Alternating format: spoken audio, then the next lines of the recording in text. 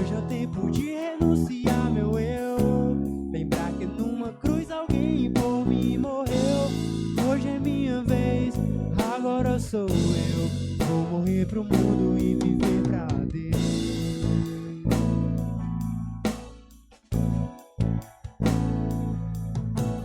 Preciso ser oposto do que o mundo é. Bater de frente com os meus desejos. Resistir o mal até o fim. E uma hora ele fugirá de mim. Preciso ser preservador de bons costumes. Evitar as más conversações. Me policiar quando os meus impulsos ultrapassam o limite da emoção. Preciso guardar meu corpo, lembrar que ele é o templo santo do Pai. Preciso ter atitude, largar o meu assento e caminhar com Deus. Hoje é o tempo de fortalecer a fé, colidir com o mundo e ficar de pé. Mais que conhecer, preciso viver a verdade revelada. Hoje é o tempo de renunciar, meu eu. Lembrar que numa cruz alguém por mim morreu. Hoje é minha vez, agora sou eu. Vou morrer pro mundo. Hoje é o tempo de colidir com o mundo e ficar de pé. Mais que conhecer, preciso viver a verdade revelada. Hoje é tempo de renunciar, meu eu. Lembrar que numa cruz alguém por mim morreu. Hoje é minha vez, agora sou eu. Vou morrer pro mundo e viver pra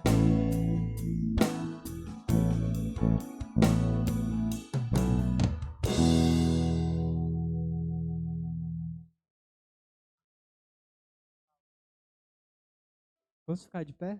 Louvar ao Senhor com as nossas palmas.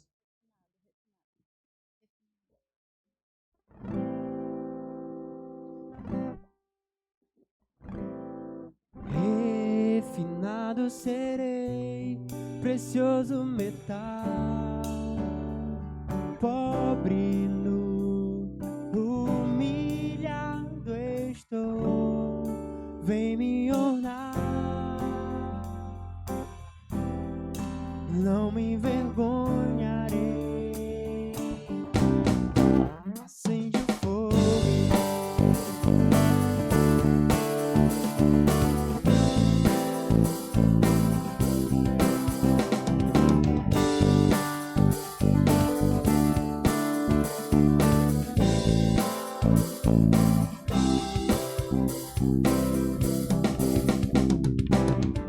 Não deixe meu amor se esfriar.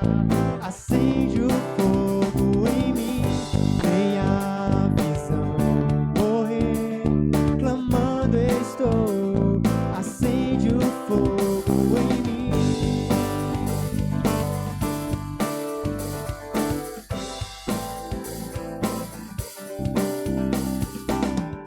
Meu ser, meu coração, você conhece. Acende o fogo outra vez, ó, vem me corrigir. Acende o fogo outra vez. Refinado serei, precioso metal,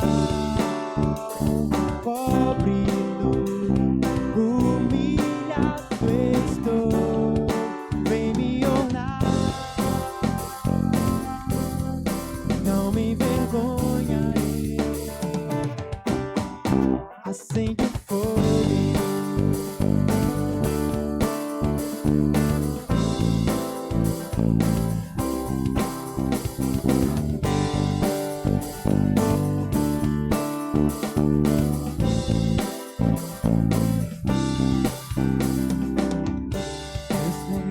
Meu coração, você conhece. Acende o fogo outra vez, ó, vem me corrigir.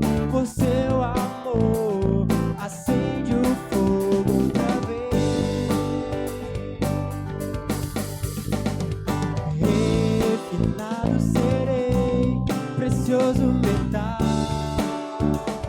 pobre, humilhado estou, vem me ornar, não me envergonharei, assim que foi.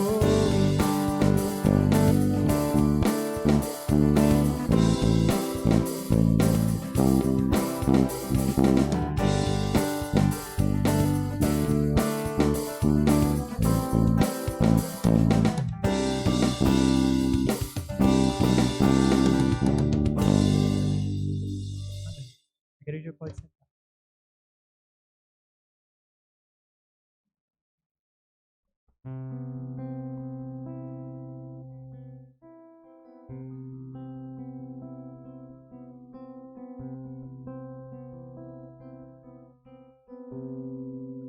Vou lhe falar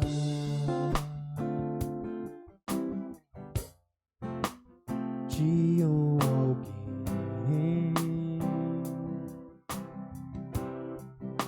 que pode levar seus sonhos além.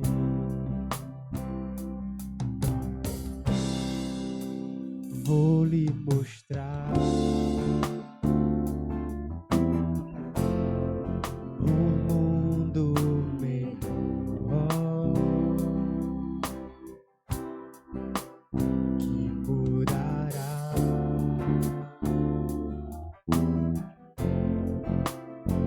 seu caminho.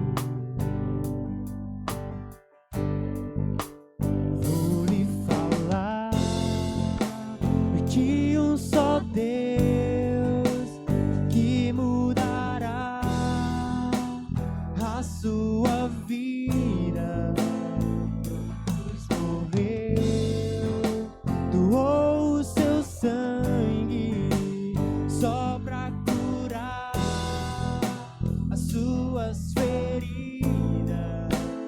E este homem estará aqui só pra te amar e pra te dizer: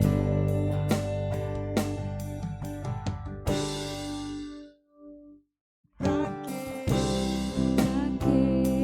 chorar, sofrer, se há um Deus que tudo pode por você?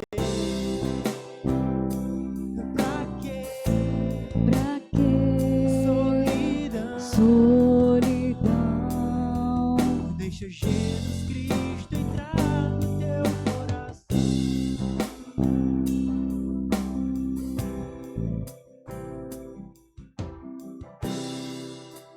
Vou lhe falar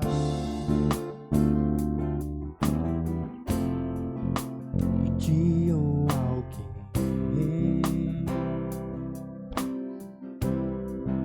que pode levar seus sonhos além.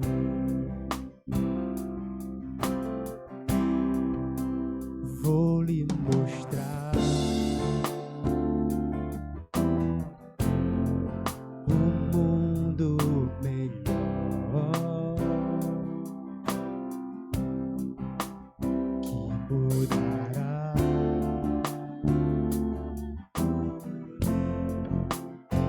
seu caminho.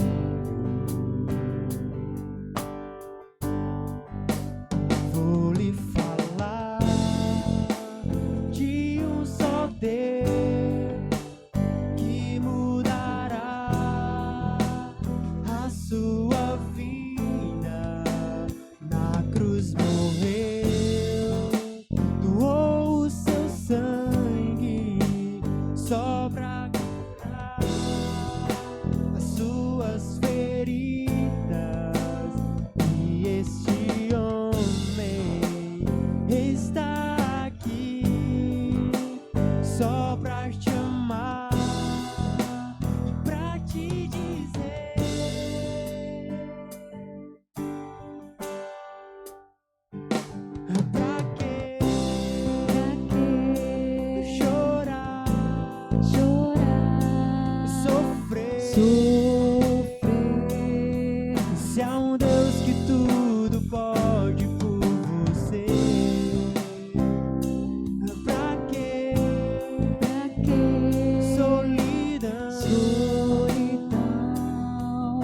Deixa Jesus Cristo entrar. Pra quê? Chorar, sofrer. Se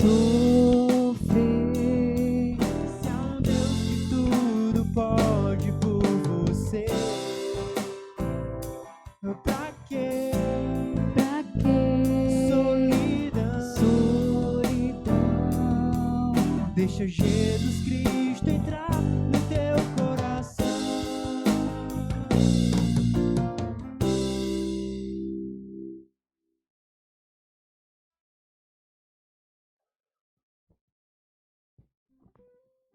Meus irmãos, abram novamente as suas Bíblias na primeira epístola do apóstolo Paulo a Timóteo, capítulo 1.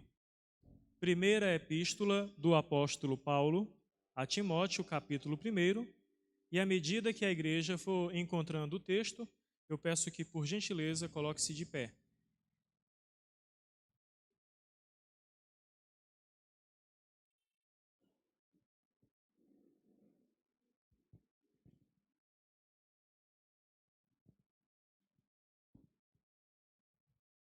Com a ajuda do Senhor, na semana passada, nós concluímos a exposição de todo o texto da segunda epístola do apóstolo Paulo a Timóteo, e nós iremos agora iniciar uma nova jornada no texto do apóstolo Paulo, na sua primeira epístola, na sua primeira carta para o jovem pastor Timóteo. Esse texto fala sobre o bom andamento da igreja, como é que a igreja deve ser organizada, como a igreja deve ser conduzida, e são orientações de um pastor já experiente, repassando agora os cuidados e o serviço para esse novo pastor e para essa igreja que está sendo iniciada. Acompanhe, por gentileza, a leitura de todo o capítulo. Paulo, apóstolo de Cristo Jesus, pelo mandato de Deus, nosso Salvador, e de Cristo Jesus, nossa esperança, a Timóteo, verdadeiro filho na fé, graça, misericórdia e paz, da parte de Deus Pai e de Cristo Jesus, nosso Senhor. Quando eu estava de viagem rumo da Macedônia, te roguei permanecesses ainda em Éfeso, para admoestares a certas pessoas, a fim de que não ensinem outra doutrina, nem se ocupem com fábulas e genealogias sem fim, que antes promovem discussões do que o serviço de Deus na fé. Ora, o intuito da presente admoestação visa ao amor que procede de coração puro e de consciência boa e de fé sem hipocrisia. Desviando-se algumas pessoas destas coisas, perderam-se em loquacidade frívola, pretendendo passar-se por mestres da lei, não compreendendo, todavia, nem o que dizem, nem os assuntos sobre os quais fazem ousadas asseverações. Sabemos, porém, que a lei é boa, se alguém dela se utiliza de modo legítimo, tendo em vista que não se promulga a lei para quem é justo, mas para transgressores e rebeldes, irreverentes e pecadores, ímpios e profanos, parricidas e matricidas, homicidas, impuros, sodomitas, raptores de homens, mentirosos, perjuros, e para tudo que se opõe a essa doutrina, segundo o evangelho da glória do Deus bendito, do qual fui encarregado. Sou grato para com aquele que me fortaleceu, Cristo Jesus, nosso Senhor, que me considerou fiel, designando-me para o ministério. A mim, que noutro tempo era blasfemo e perseguidor e insolente, mas obtive misericórdia, pois o fiz na ignorância, na incredulidade. Transbordou, porém, a graça de nosso Senhor com a fé e o amor que há em Cristo Jesus. Fiel é a palavra e digna de toda aceitação, que Cristo Jesus veio ao mundo para salvar os pecadores, dos quais eu sou o principal. Mas por esta razão me foi concedida misericórdia, para que, em mim, o principal, evidenciasse Jesus Cristo, a sua completa longanimidade, e servisse eu de modelo a quantos hão de crer nele para a vida eterna. Assim, ao Rei eterno, imortal, invisível, Deus único, honra e glória pelos séculos dos séculos. Amém. Este é o dever que te encarrego, ó filho Timóteo, segundo as profecias de que antecipadamente foste objeto. Combate, firmado nelas o bom combate, mantendo fé e boa consciência, porquanto alguns, tendo rejeitado a boa consciência, vieram a naufragar na fé. E dentre estes se contam Himeneu e Alexandre, os quais entreguei a Satanás para serem castigados, a fim de não mais blasfemarem. Vamos orar ao Senhor novamente. Feche seus olhos e leve seu pensamento ao Senhor Deus Todo-Poderoso, Pai Santo, Deus de infinita bondade e misericórdia. Estamos novamente diante de Ti e pedimos que Teu Espírito Santo ministre a Tua palavra aos nossos corações e transforme as nossas vidas, edifique a Tua igreja e que Teu nome seja por todo sempre louvado e exaltado no santo nome de Jesus. Amém. A igreja pode se assentar, por gentileza. Meus irmãos, nesse primeiro texto, a primeira epístola do apóstolo Paulo a Timóteo, nós trataremos sobre a vida da igreja local, o cotidiano da nossa comunidade. Nós teremos como objetivo motivar-se a amar a nossa igreja local, a nossa comunidade de fé, na qual participamos, e entendermos que participar da igreja é o mais honroso privilégio que podemos ter aqui na terra. A igreja de Deus é a corporação de pessoas que foram regeneradas, que amam a Jesus e que abraçam a sua missão. A igreja é o único empreendimento histórico que Jesus prometeu edificar e preservar. Ela é a instituição mais preciosa sobre a terra, pois ela foi comprada pelo sangue de Jesus Cristo. Participar da igreja e trabalhar para a sua edificação é o mais honroso privilégio que nós podemos ter nessa vida. E quando nós falamos de igreja, nós não estamos falando do prédio, nós estamos falando das pessoas. Eu estou falando de você, estou falando sobre mim, sobre as nossas vidas. Nós iniciamos então hoje o estudo da primeira carta do apóstolo Paulo a Timóteo. Ela foi escrita com a finalidade de encorajar os líderes espirituais, a liderança da igreja, os pastores, os presbíteros e os diáconos, para que eles possam então cuidar da igreja de Deus. E esse cuidado é, na verdade, uma guerra, mas é uma guerra diferente, porque é uma guerra do bem, é um bom combate.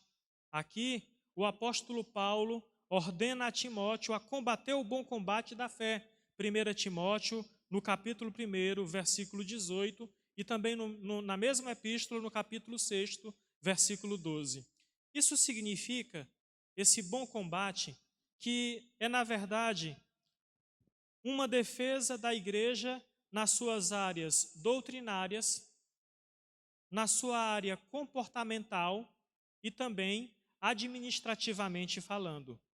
O versículo-chave, a partir dele nós podemos entender todos os outros, que resume a mensagem é: escrevo-te estas coisas, esperando ir ver-te em breve, para que, se eu tardar, fiqueis ciente de como deve ser o seu proceder na casa de Deus, que é a igreja do Deus vivo, coluna e baluarte da verdade. Eu li o texto de 1 Timóteo, capítulo 3, versos 14 e verso 15, que é o coração dessa epístola.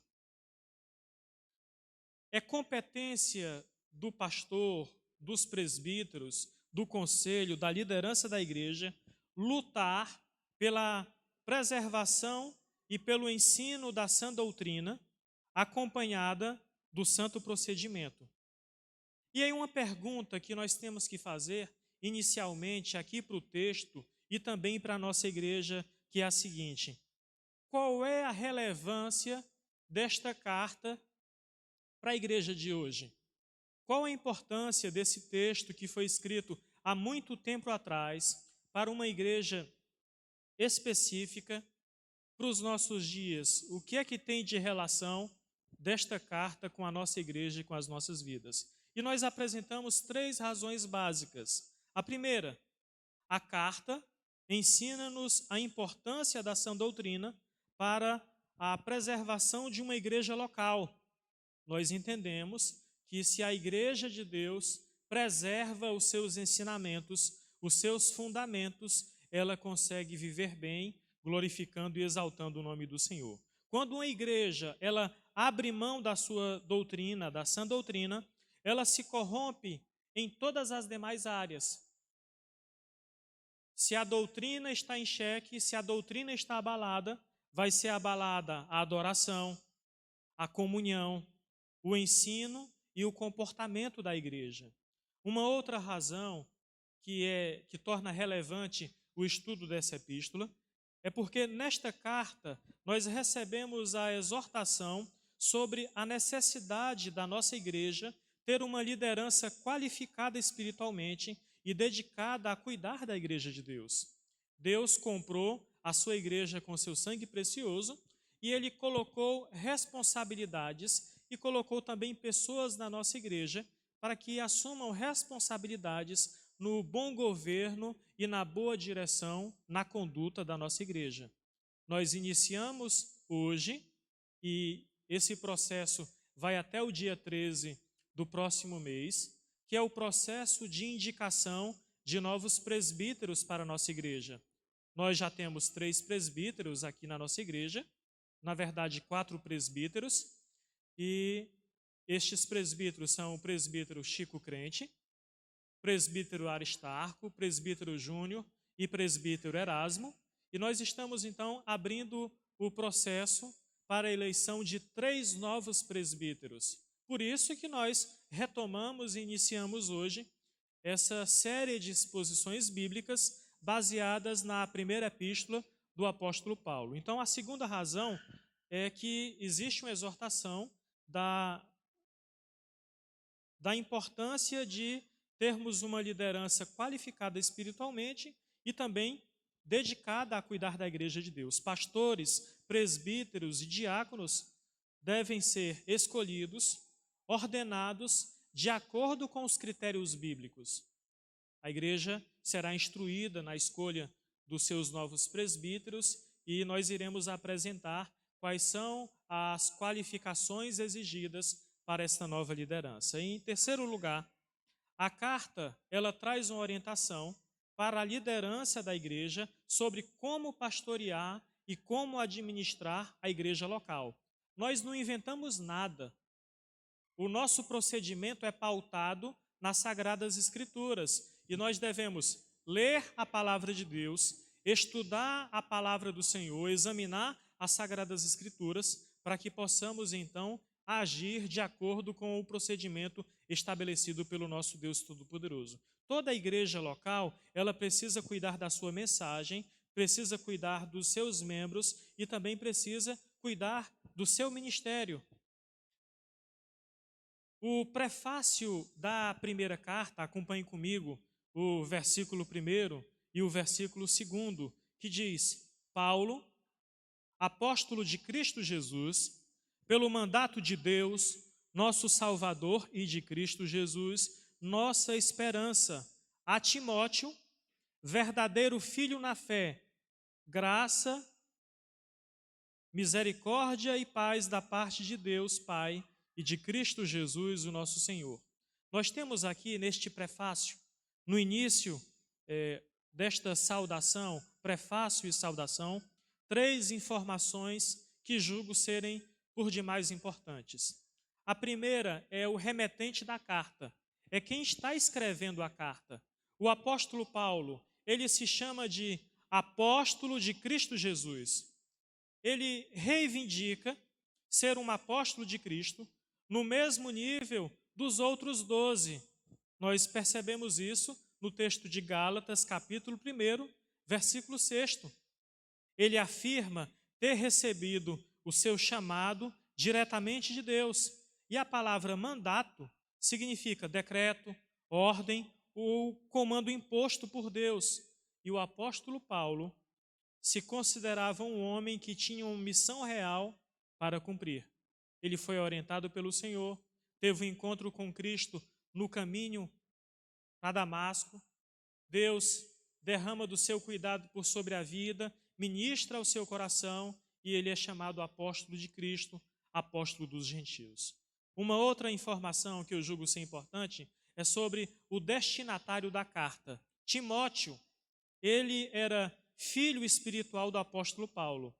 A sua conversão acontece na primeira viagem missionária do apóstolo Paulo até a cidade de Listra, Atos capítulo 14, dos versos 8 até o versículo de número 21. Alguns anos mais tarde, Timóteo passou a fazer parte da equipe missionária do apóstolo Paulo, conforme lemos em Atos capítulo 16, do 1º ao 5º versículo. A mãe dele era judia e o seu pai era grego. Ele recebe toda a influência espiritual da sua avó Lóide e da sua mãe Eunice. Nós já estudamos isso quando expomos a segunda epístola do apóstolo Paulo a Timóteo, no capítulo 1, versículo 5. Em várias ocasiões, o apóstolo Paulo lembrou a Timóteo que ele foi escolhido para o ministério pastoral. 1 Timóteo, capítulo 1, versículo 18, e também capítulo 4, versículo 14. John Stott destaca 3 características de Timóteo, desse jovem pastor. Primeiro, ele era jovem, ele tinha 35 anos de idade. Para a cultura, então, a maioridade era os seus 30 anos. Tímido e sofria de uma enfermidade física. Ele tinha gastrite. 1 Timóteo, capítulo 5, versículo 23. A expressão verdadeiro filho na fé revela que o apóstolo Paulo via Timóteo como um filho com as mesmas semelhanças e convicções espirituais.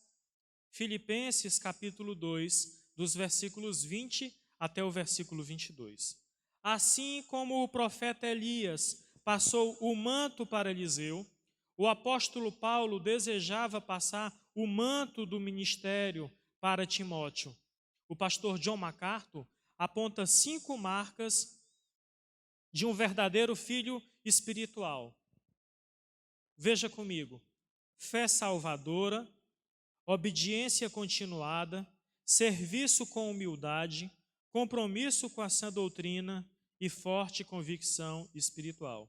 São estas 5 marcas, estas 5 credenciais que fazem com que o apóstolo Paulo veja em Timóteo o seu filho na fé, e não somente filho na fé, mas também sucessor na sua missão e no seu chamado apostólico. É por isso que ele tem esse cuidado e ele faz esse treinamento, investindo na vida deste jovem pastor.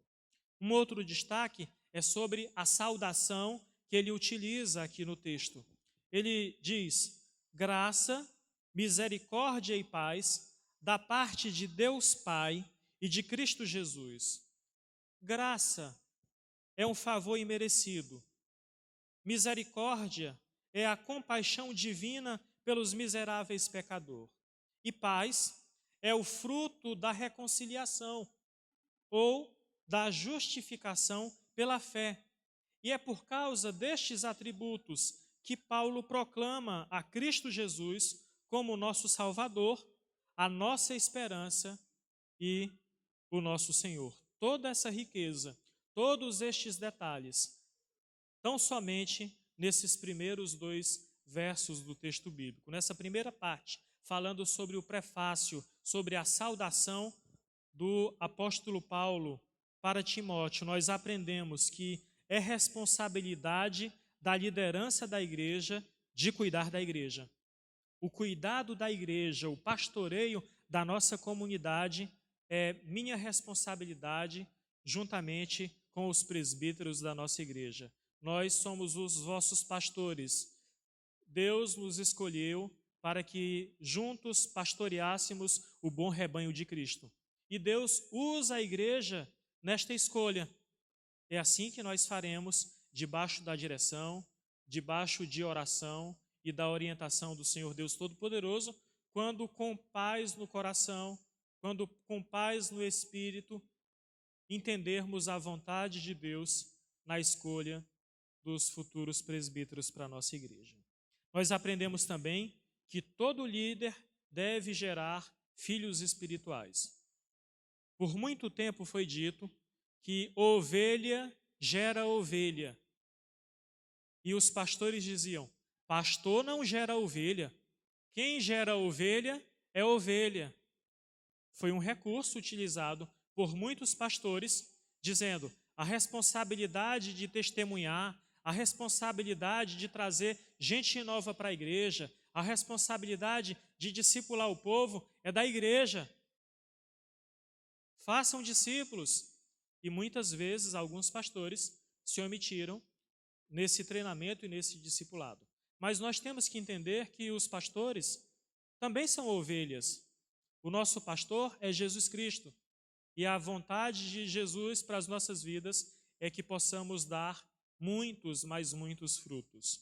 E um outro destaque, nós aprendemos que o Senhor Jesus é quem nos encoraja a trabalhar na igreja. Nós fazemos não para os homens, nós fazemos para Deus. Nós servimos os irmãos, porque neste serviço à comunidade da fé, nós estamos servindo ao Senhor Deus Todo-Poderoso.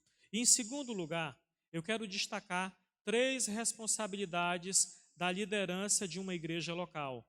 Vejam então a exposição dos versículos 3º até o versículo 10º. Neste primeiro capítulo, o apóstolo Paulo, ele está insistindo com Timóteo para que Timóteo permanecesse na cidade de Éfeso.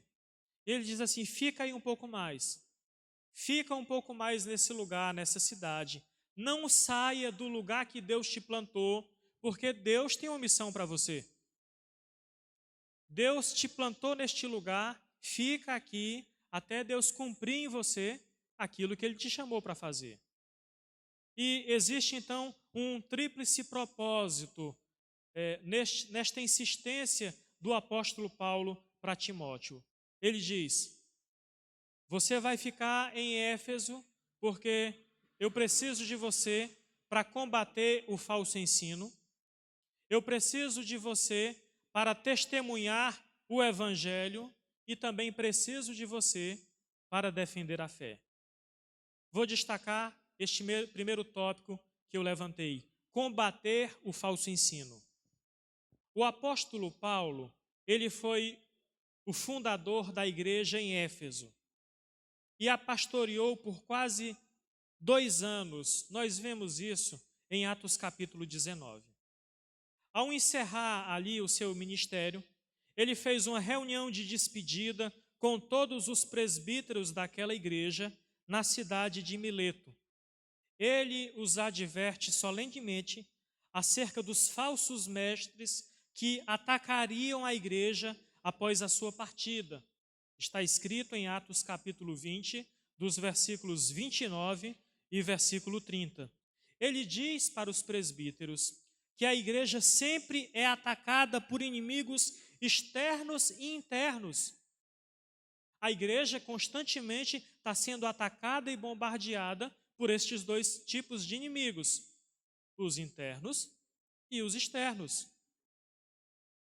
E isso logo aconteceu, e o apóstolo Paulo enviou de prontidão Timóteo a Éfeso para que o mesmo impedissem a disseminação do falso ensino. 1 Timóteo, capítulo 1, versículo 3. Quando eu estava de viagem rumo da Macedônia, te roguei que permanecesses ainda em Éfeso para admoestares a certas pessoas, a fim de que não ensinem uma outra doutrina. Veja, no versículo 3, o apóstolo Paulo, que passou 2 anos pregando e ensinando a igreja de Éfeso, e os irmãos hão de concordar comigo que o apóstolo Paulo era um bom pastor, de acordo? Então, essa igreja que ficou sob o pastoreio do apóstolo Paulo por 2 anos, assim que o pastor saiu, precisou de uma intervenção de Timóteo para que ele cuidasse da igreja, para que ele não permitisse que falsos ensinos fossem trazidos para dentro da igreja. Os falsos mestres são poucos, mas eles influenciam a muitos. O apóstolo Paulo já havia expulsado 2 deles da igreja, Himeneu e Alexandre. 1 Timóteo, capítulo 1, verso 20, que foi o último verso que nós lemos aqui na leitura inicial. E existem 3 perguntas sobre os falsos mestres que devem ser feitas. Primeiro, quem eram os falsos mestres? Segundo, o que é que esses falsos mestres ensinavam? E em terceiro lugar, qual é o resultado deste falso ensino? Quem eram os falsos mestres? Há certas pessoas citadas, são os falsos mestres, Himeneu e Alexandre.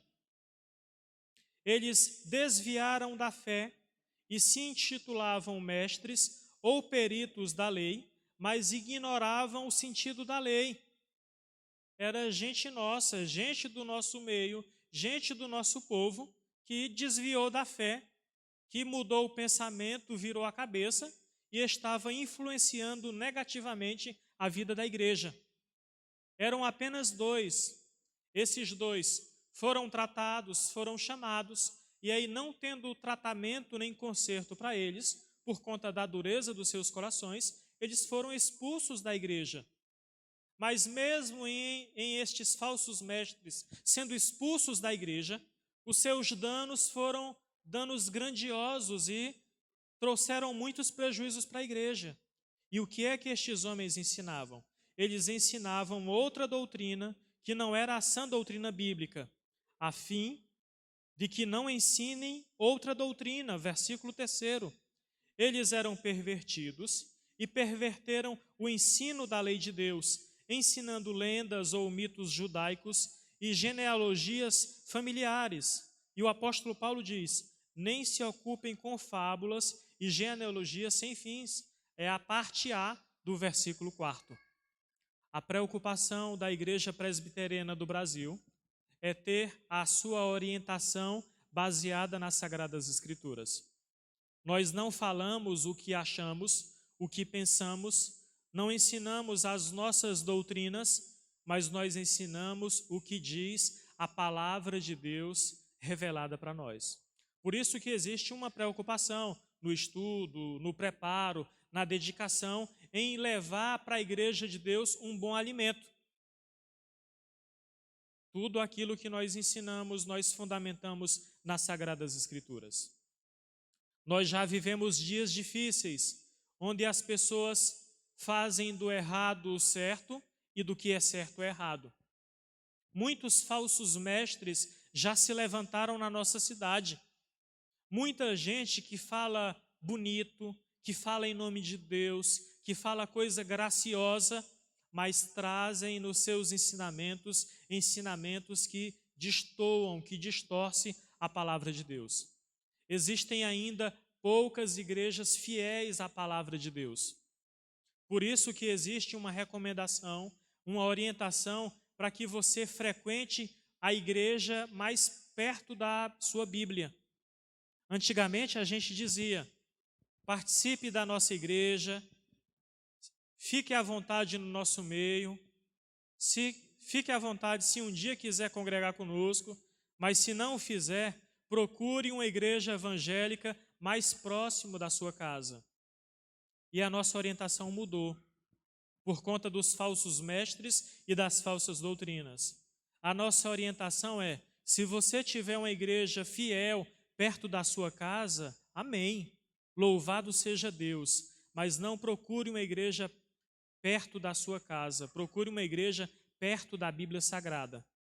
Se você não mora tão perto de uma igreja assim, de uma igreja bíblica, não se preocupe com isso. Importante é você estar num lugar que você tem a plena certeza, confiança e convicção de que você não está sendo enganado, você não está sendo iludido. A palavra de Deus está sendo anunciada e o compromisso dos seus pastores é o cuidado com o bem da igreja e não com os bens da igreja. O verdadeiro pastor, ele quer o cuidado do seu rebanho. Ele quer te pastorear, te acompanhar, cuidar de você, da sua família e da sua espiritualidade como um todo. E o nosso compromisso nisso é o compromisso com Deus Altíssimo. E quando nós tratarmos de um texto que porventura venha pontuar alguma área na sua vida que precisa de conserto, nós iremos fazer com a mesma tranquilidade e com a mesma convicção, porque nós queremos cuidar de vocês e cuidar, pastoreando o seu coração e pastoreando a sua alma. Qual é o resultado, então, deste falso ensino para a igreja? É porque promovia discussões religiosas e não a fé com obras. Ficava apenas na especulação, que antes promovem discussões do que o serviço de Deus na fé. Versículo 4, parte B. Tal ensino gerava controvérsias e especulações inúteis, ao invés de promover a obra de Deus, em vez de produzir amor, santidade, consciência limpa e fé sincera.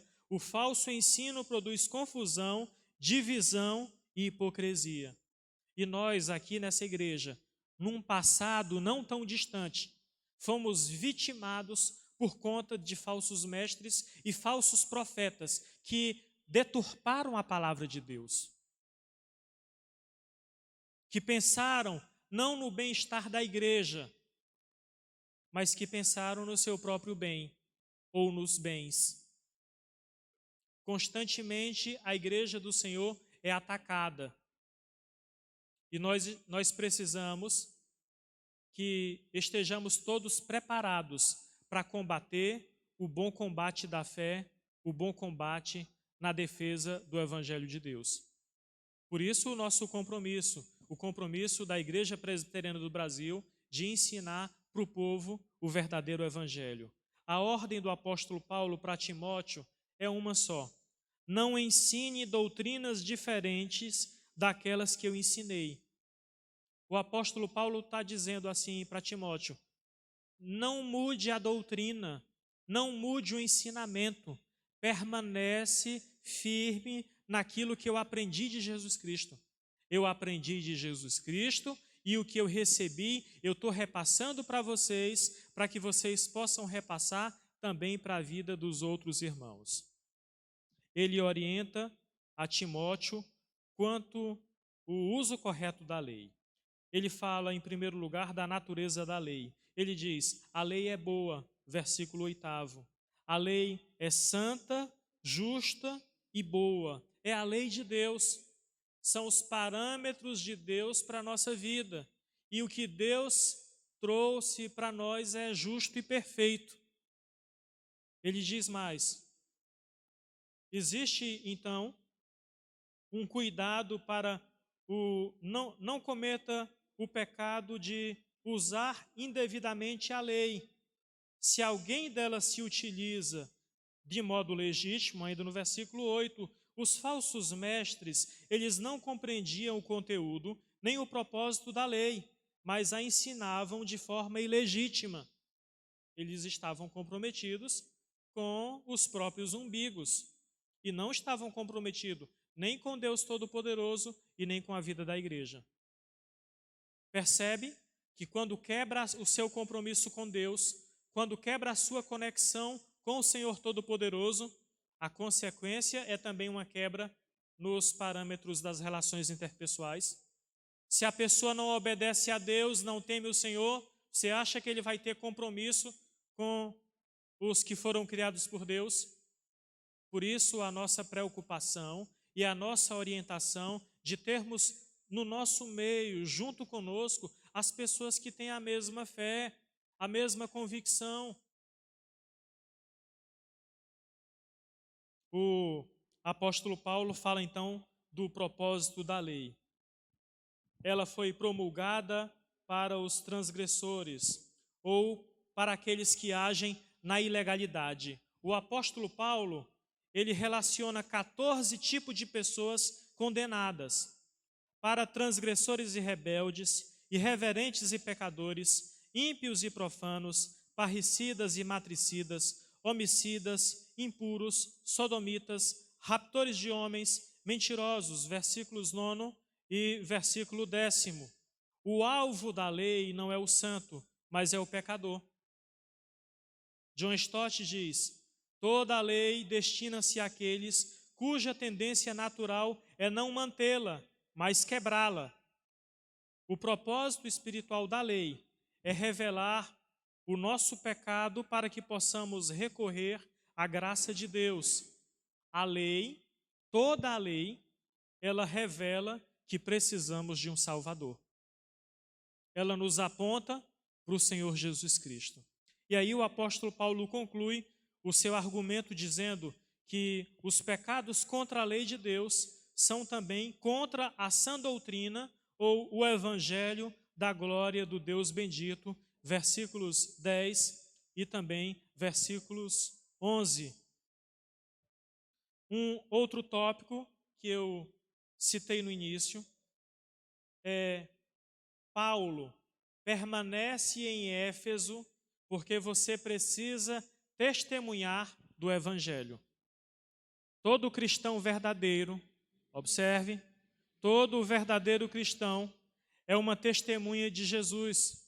Atos capítulo 1, versículo 8. Testemunhar é falar da salvação que Deus operou na sua vida. O apóstolo Paulo, ele dá o seu testemunho pessoal como prova da eficácia do glorioso evangelho de Deus. E nós, que somos líderes da igreja, nós devemos ser homens que tiveram uma experiência genuína da conversão de Deus, para que possamos testemunhar dessa grandeza de Deus, para que possamos falar sobre a salvação de Deus. Precisamos, enquanto liderança da igreja, enquanto pastores, presbíteros, diáconos, sermos homens salvos, convertidos ao Senhor Jesus Cristo. O apóstolo Paulo, ele faz um agradecimento aqui no versículo 12. Ele diz: eu sou grato para com aquele que me fortaleceu, Cristo Jesus, nosso Senhor, que me considerou fiel e me designou para o ministério. Ele agradece a Jesus por 3 motivos. Vejam comigo. Ele me considerou digno de confiança ou me capacitou para ser fiel. 1 Coríntios 4, 2. Ele me designou para o serviço ou para o ministério apostólico. Colossenses capítulo 4, versículo 17. E tudo isso aconteceu quando Paulo foi convertido no caminho de Damasco, conforme está registrado em Atos capítulo 9, versículos 15 e 16, capítulo 22, versículos 1 até o 21, 26 do 16 ao 18. Nesse tempo, o apóstolo Paulo, ele blasfemava o nome de Jesus. Ele perseguia a igreja de Deus. Ele era um homem violento, arrogante, que insultava os cristãos. Mas Paulo explica que essas ações eram decorrentes da sua ignorância, da sua incredulidade espiritual. Versículo 13: a mim, que noutro tempo era blasfemo e perseguidor e insolente, mas obtive misericórdia, pois o fiz na ignorância, o fiz na incredulidade espiritual. E aqui o apóstolo Paulo, meus irmãos, vai explicar sobre a sua conversão. Note como é importante esse peculiar texto. Sobre a sua conversão, ele diz: a fonte da sua conversão é a graça, a fé e o amor provenientes de Cristo Jesus. Transbordou-me, porém, a graça de nosso Senhor com a fé e o amor que é em Cristo Jesus. Versículo 14. A conversão de pecadores ocorre tão somente pela graça de Cristo. Não existe um outro caminho, não existe um outro meio, a não ser pela graça do Senhor Deus derramada sobre as nossas vidas. A graça de Deus derramada sobre nós por meio do seu Filho Jesus Cristo. Ele também traz o seu fundamento. Foi o Evangelho. Eu fui convertido por causa do Evangelho. Fiel é a palavra e digna de toda aceitação. O seu conteúdo, que é Cristo Jesus, veio ao mundo para salvar os pecadores, dos quais ele é o principal. Versículo 15.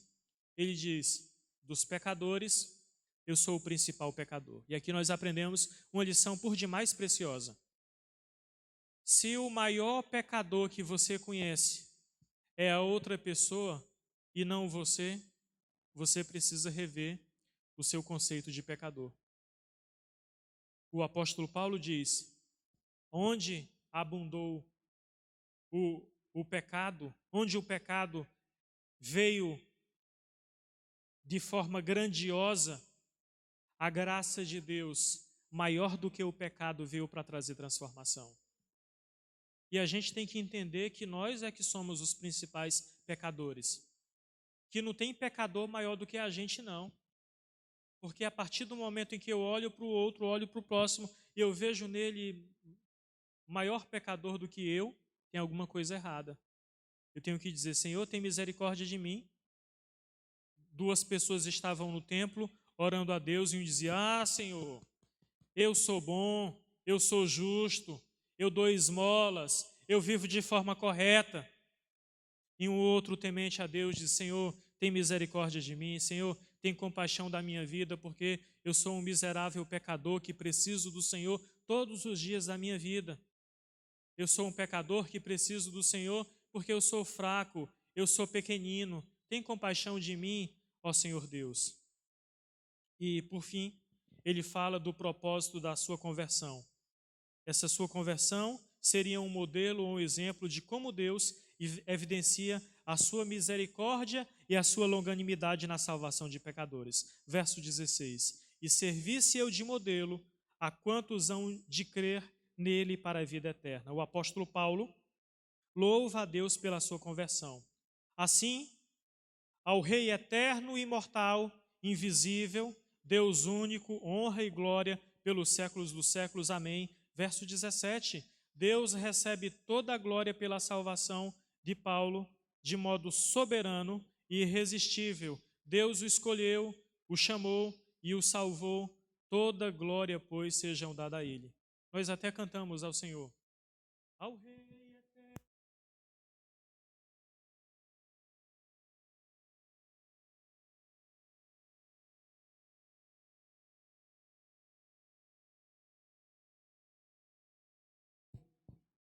E por fim, meus irmãos, fica em Éfeso, fica nessa igreja, permanece aqui, fica aqui conosco, porque você será útil no combate à caminhada da fé.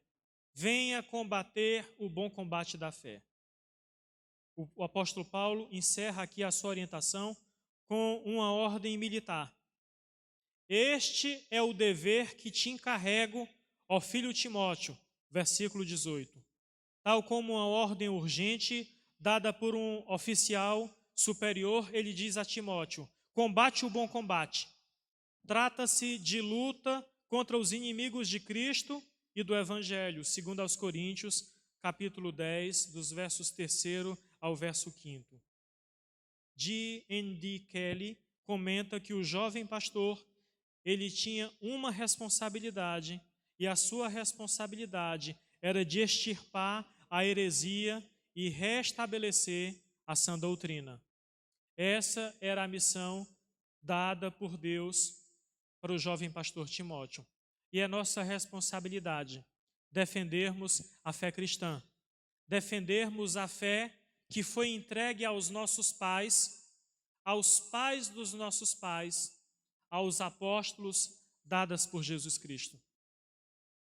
A nossa igreja, só aqui na nossa cidade de Organizada, tem 75 anos.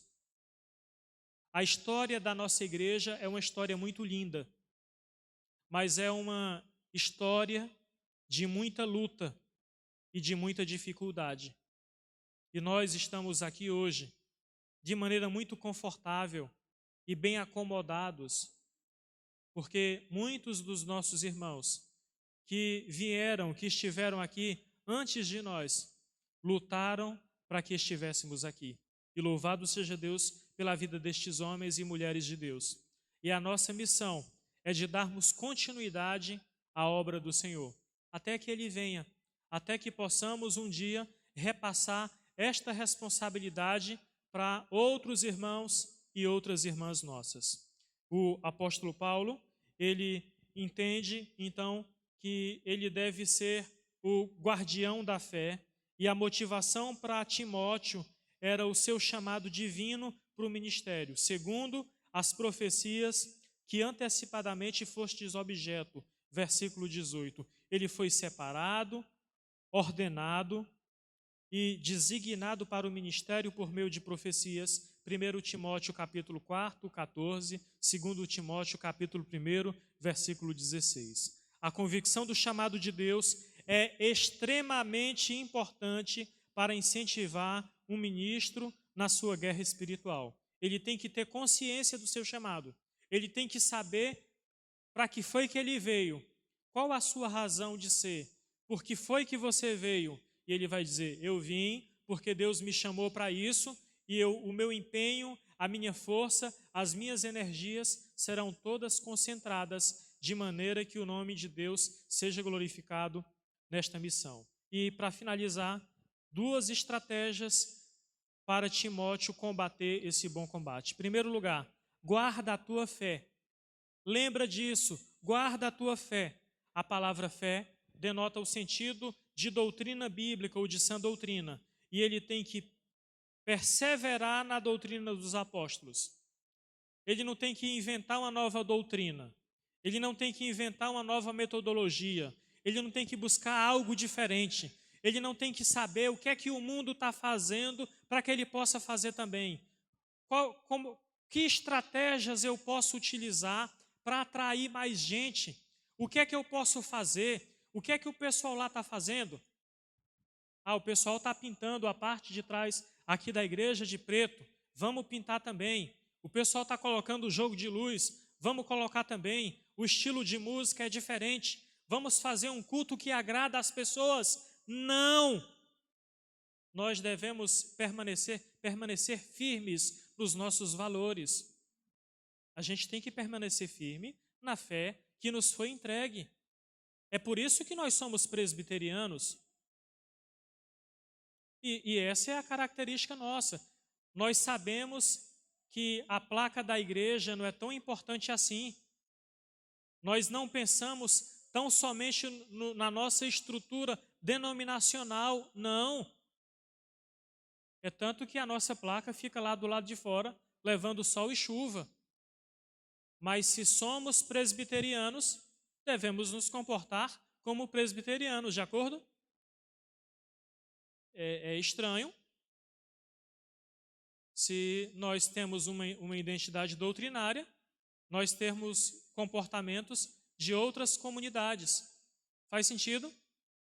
Então, não faz sentido a pessoa ir para o exército e lá dentro do exército ter o mesmo uniforme da marinha, ter o mesmo procedimento. Cada um tem as suas atribuições.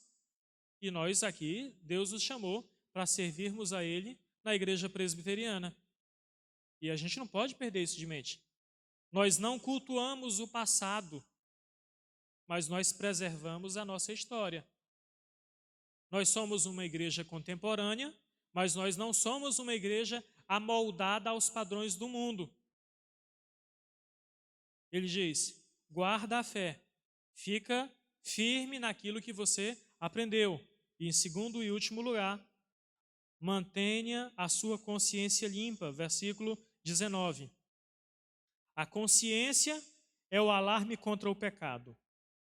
A consciência é a alma se autocensurando. É a boa consciência que nos leva a fazer o certo e nos impede de praticar o que cremos está errado. Romanos capítulo 2, versículos 14 e 15. 1 Timóteo capítulo 3, versículo 9. a rejeição da sã doutrina e uma má consciência geram a apostasia e o desvio comportamental.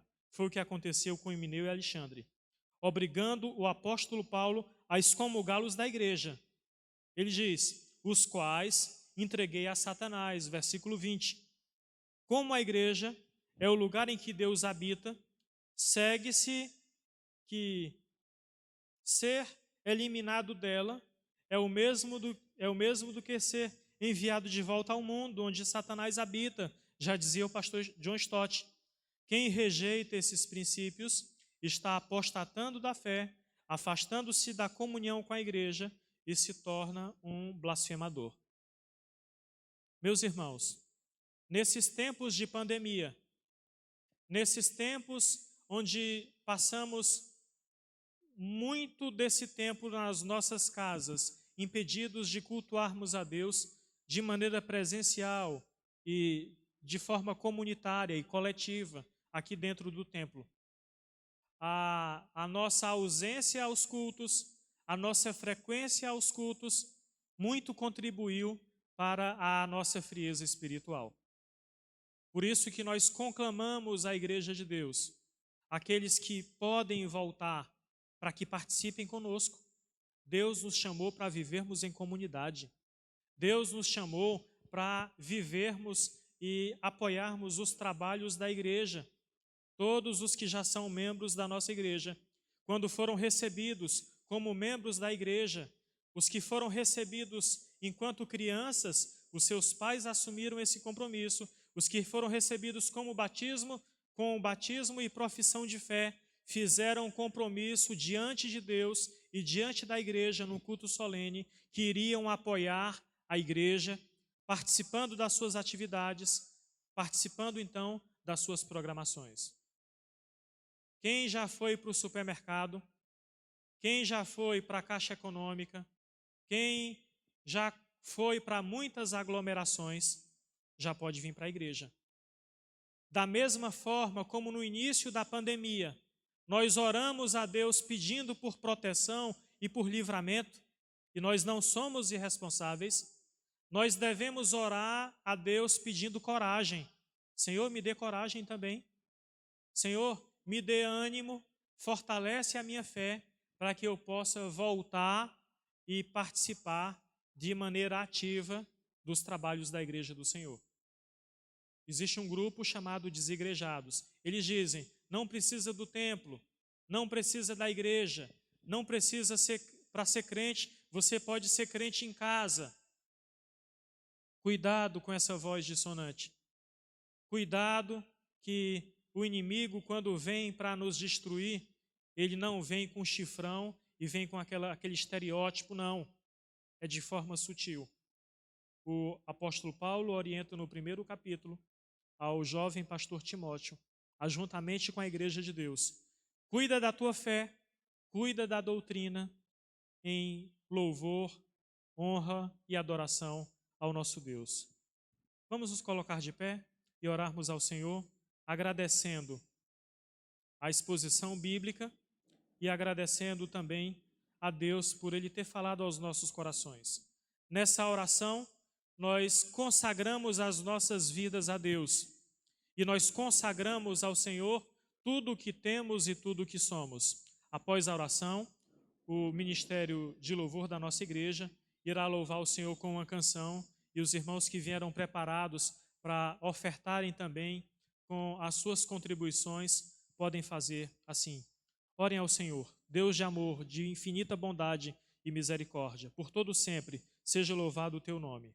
Nessa noite, que teu Santo Espírito ministre aos nossos corações e que, em resposta ao que o Senhor falou conosco, nos dediquemos a Ti, dediquemos a nossa vida, tudo que somos, tudo que temos, em adoração ao Senhor Todo-Poderoso. Fazemos assim, em nome de Cristo Jesus, o nosso Senhor e Salvador. Amém.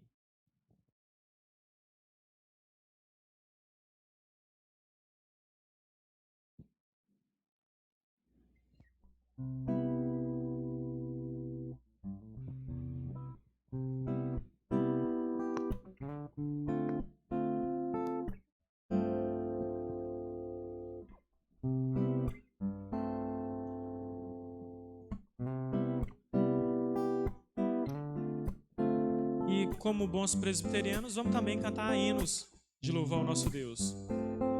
Se das vidas vagas procelosas são, se com desalentos julgas tudo vão, contas muitas bênçãos, dize-as de uma vez, e verás surpreso quanto Deus já fez.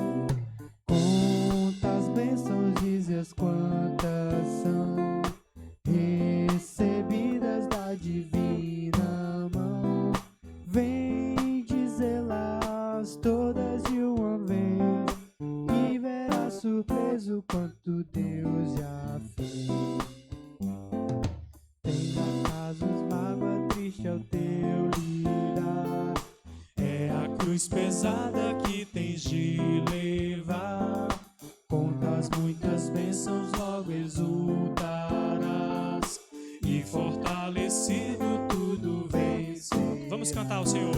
Quantas bênçãos, dize-as quantas são, recebidas da divina mão, vem dizê-las todas de uma vez, e verás surpreso quanto Deus já fez. Quando virem outros com seu ouro e bens, lembras que tesouros prometidos tens, nunca os bens da terra poderão comprar a mansão celeste que vais habitar. Quantas bênçãos, dize-as quantas são, recebidas da divina mão, vem dizê-las todas de uma vez, e verás surpreso quanto Deus já fez. Seja o teu combate longo e breve aqui, não te desanimes, Deus será por ti, seu divino auxílio minorando o mal, te dará conforto e galardão real. Quantas bênçãos, dize-as quantas são, recebidas da divina mão, vem dizê-las todas de uma vez, e verás surpreso quanto Deus já fez. Quantas bênçãos, dize-as quantas são.